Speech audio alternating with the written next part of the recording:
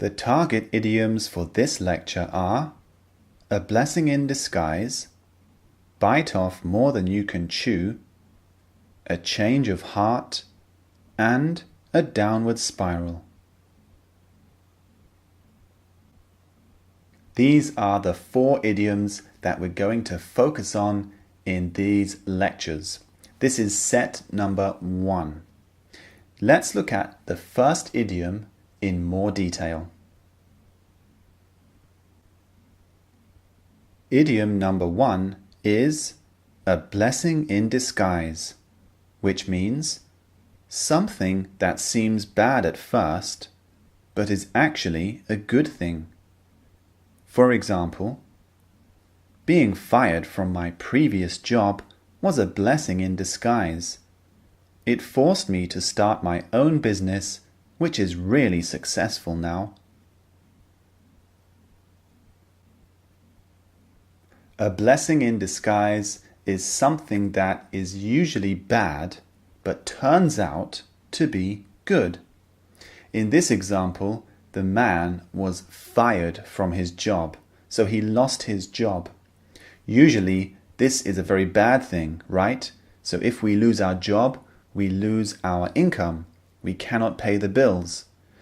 But for this man, it was a blessing in disguise, because once he was fired, he was forced to start his own business, and now his business is really successful. So something that seems bad, which was being fired from his job, actually turned out to be a good thing. So this is an example of a blessing in disguise. Now let's look at idiom number 2. Idiom number 2 is bite off more than you can chew, which means to try to do something that is too difficult. For example, I bit off more than I could chew with this new project. I'm worrying that I won't complete it on time. This person took on a very big project and soon realized that it was too big for her, so she couldn't complete it alone. In this case, we can say she bit off more than she could chew. This simply means when we take on a task or a job, which at first we think, I can do this, no problem, because we're very eager. But when we actually come to doing it, we realize, this is a very big task or a big job. I cannot handle it alone. Here we say, I bit off more than I could chew. I took on a task which was too difficult for me to complete alone. So that's idiom number 2. Let's move on to idiom number 3 now. Idiom number 3 is a change of heart, which means a change of opinion. For example, we were planning to move to Spain for a year, but we had a change of heart and decided to stay here. A change of heart simply means a change of opinion. When you change your mind, you have a change of heart.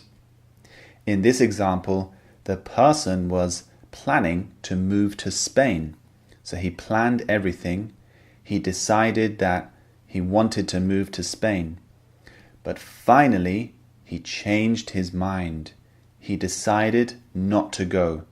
So in this case, we can say he had a change of heart. So we use this idiom when we plan to do something, but at the last minute, finally, we change our mind.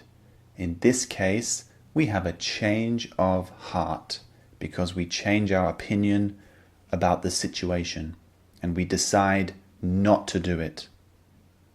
So that's the third idiom. Now let's look at the fourth one. Idiom number 4 is a downward spiral, which means a situation that is getting worse and worse. For example, the country is in a downward spiral. Crime, unemployment, and political corruption are serious problems that need to be solved.